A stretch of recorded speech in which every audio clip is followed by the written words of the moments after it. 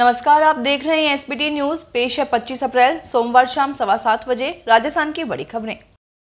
नगरीय विकास एवं स्वायत्त शासन मंत्री शांति धारीवाल की पहल कोचिंग सिटी कोटा को कैटल फ्री शहर बनाने की है। इसके लिए देवनारायण एकीकृत आवासीय योजना में अब पशुपालकों को जल्द शिफ्ट किया जाएगा।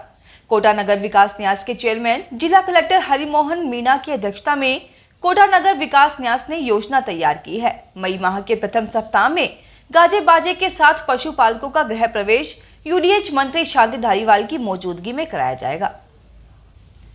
केंद्रीय मंत्री अर्जुन राम मेघवाल ने करौली में आकांक्षी जिलों के लिए नीति आयोग द्वारा तय इंडिकेटर के आधार पर विकास योजनाओं में प्रोग्रेस और एक्शन प्लान की समीक्षा की। मेघवाल ने आकांक्षी जिलों में करौली की 41वीं रैंक में सुधार के लिए आवश्यक सुधार और पिछड़े क्षेत्रों में काम करने की बात कही। इस दौरान उन्होंने कई विभागों की योजनाओं और कार्यों की समीक्षा की।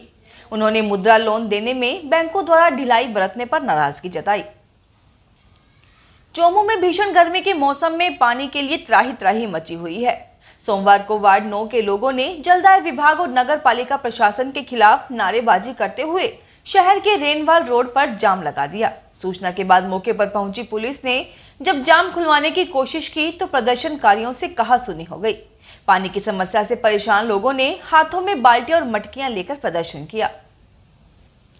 आज से 3 रात तक आपकी रेल टिकट बुक नहीं होगी। रेलवे 3 रातों तक अपना सर्वर बंद रखेगा।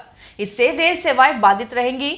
उत्तर रेलवे ने बताया कि सिस्टम अपग्रेडेशन गतिविधियों के कारण दिल्ली पीआरएस की सेवा आरक्षण, निरस्तीकरण, चार्टिंग, काउंटर पर पूछताछ, दिल्ली पीआरएस रेलगाड़ियों की इंटरनेट बुकिंग और ईडीआर सेवाएं 26 अप्रैल को रात 11:45 से 27 अप्रैल की सुबह 2:15 तक 2.5 घंटे के लिए अस्थायी रूप से स्थगित रहेंगी। राजस्थान का एकमात्र हाथी गांव खाली होने की दहलीज पर खड़ा है। कारण कि यहां से हाथियों को दूसरे राज्य में भेजने का सिलसिला थम नहीं रहा है। इन दिनों 5 हाथियों को गुजरात भेजने की तैयारी चल रही है। न्यायालय में कई हाथियों को लेकर प्रकरण होने के बाद भी वन विभाग धड़ल्ले से स्वीकृतियां जारी कर रहा है। अब तक करीब 15 हाथी भेजे जा चुके हैं। अब 5 और हाथी भेजे जाने की तैयारी चल रही है। अलवर के पूर्व कलेक्टर नन्नूमल पहाड़िया व आरएएस अशोक कुमार सांखला को एसीबी कोर्ट ने 7 मई तक जेल भेज दिया है। आरएएस अशोक सांखला रिश्वत के मामले में बिचौलियों का काम करता था, लिहाजा रिश्वत का एक हिस्सा उसे मिलता था। हाईवे निर्माण वाली फर्म से मिले 5 लाख में उसका हिस्सा 1 लाख रुपए था। एसीबी ने बताया कि सांखला को राशिफल देखने की आदत थी। दलाल नितिन शर्मा रोजाना सांखला को मोबाइल पर राशिफल बेचता था। जिस दिन एसीबी की कार्रवाई में कलेक्टर के साथ सांखला पकड़ा गया, उस दिन उसकी राशिफल में लिखा था पैसे का लेन देन भारी पड़ सकता है। आईएएस पहाड़िया व आरएएस सांखला 23 अप्रैल को 5 लाख रुपए की रिश्वत लेते पकड़े गए थे। 5 राज्यों में मिली हार और अपनों के साथ छोड़ने से परेशान कांग्रेस की उम्मीदें एक बार फिर राजस्थान पर आ अटकी हैं। 2014 लोकसभा चुनाव के बाद से लगातार हार झेल रही कांग्रेस को राजनीतिक संजीवनी पहली बार राजस्थान से ही मिली थी, जब उपचुनाव में कांग्रेस ने राजस्थान को 2 लोकसभा सीटों सहित 3 सीटें जीती थी। राजनीतिक जमीन फिर से हासिल करने की कोशिश में जुटी कांग्रेस राजस्थान के उदयपुर में अगले महीने होने वाले चिंतन शिविर में इसका हल खोजेगी।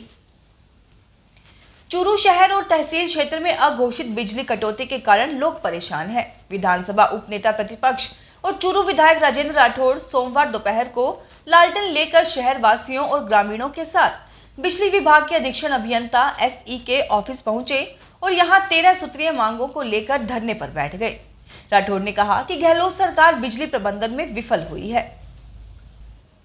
विदेश व्यापार निदेशालय डीजीएफटी से जारी online digital certificate of original site शुक्रवार से बंद है। साइट पर 25 अप्रैल शाम 6 बजे तक रखरखाव के कारण उपलब्ध नहीं होगा का बोर्ड लगा दिया गया है। इसके चलते 4 दिन से देश भर के निर्यात होने वाले माल का डिजिटल सर्टिफिकेट ऑफ ओरिजिन जारी नहीं होने से करोड़ों का माल अटक गया है।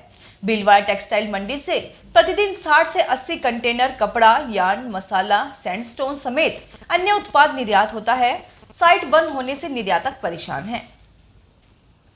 केंद्रीय माध्यमिक शिक्षा बोर्ड की कक्षा 10वीं व 12वीं के सेकंड टर्म एग्जाम मंगलवार यानी कल से शुरू होंगे। इन परीक्षाओं में अजमेर रीजन के 2,27,000 विद्यार्थी बैठेंगे। स्टूडेंट को पेपर हल करने के लिए अधिकतम 2 घंटे का समय मिलेगा। सीबीएसई की ओर से 10वीं की सेकंड टर्म की परीक्षाएं 26 अप्रैल से 24 मई तक और 12वीं की सेकंड टर्म परीक्षाएं 26 अप्रैल से 15 जून तक आयोजित की जाएंगी।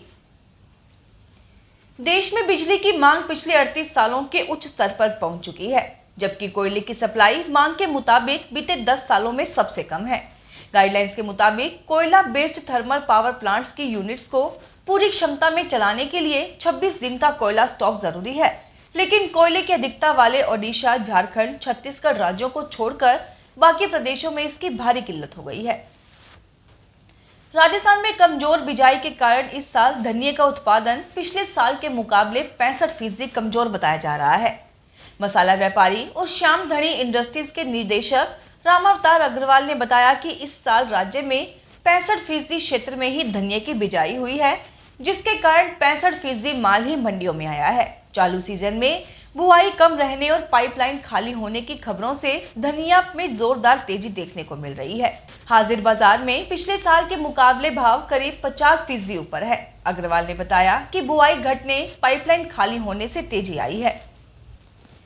उदयपुर के एक सरकारी स्कूल में पिछले 5 महीने से कोई शिक्षक ही नहीं है। एक ओर जहां उदयपुर के अधिकारियों का फोकस उदयपुर के कोटड़ा इलाके पर है, दूसरी ओर यहां 5 माह से स्कूल में शिक्षक नहीं होने का चौंकाने वाला मामला सामने आया है। मामला तिलोई ग्राम पंचायत टेपुर ग्राम के प्राथमिक स्कूल का है। ये स्कूल इसलिए बंद पड़ा है क्योंकि यहाँ जो शिक्षक पढ़ा रहा था वो डेपुटेशन पर था। उसका डेपुटेशन पिछले साल दिसंबर 2021 को खत्म हो गया, तभी से स्कूल बंद पड़ा है। वाटर ट्रेन चलाने के बावजूद पाली के कई गांवों को पेयजल के लिए भटकना पड़ रहा है। इसको लेकर प्रजापति महासेना वे प्रजापत प्रधानमंत्री नरेंद्र मोदी व प्रदेश के मुख्यमंत्री अशोक गहलोत को पोस्ट कार्ड लिख रहे हैं। इसमें वे जवाई बांध पुनर्भरण योजना को पूरा करवाने एवं जोधपुर से पाली तक पेयजल पाइपलाइन बिछाने की डिमांड कर रहे हैं। प्रजापति महासेना संस्थान एवं प्रजापति समाज पाली के मीडिया प्रभारी महेंद्र जाजपरा ने बताया कि लोग पेयजल समस्या के स्थायी निदान के लिए पीएम व सीएम को पत्र लिख रहे हैं। अजमेर नगर निगम की साधारण सभा को लेकर कांग्रेसी पार्षदों का विरोध जारी है। कांग्रेसी पार्षद साधारण सभा को निरस्त करने की मांग कर रहे हैं। सोमवार को भी कांग्रेसी पार्षदों ने साधारण सभा को असंवैधानिक बताते हुए संभागीय आयुक्त को ज्ञापन सौंपा है।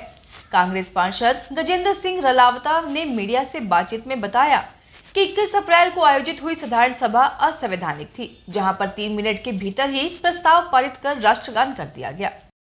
फिलहाल इस बुलेटिन में इतना ही, फिर हाजिर होंगे और बड़ी खबरों के साथ। एसबीटी न्यूज के वीडियो देखने के लिए हमारे चैनल को सब्सक्राइब करें और नोटिफिकेशन पाने के लिए बेल आइकन को प्रेस करें।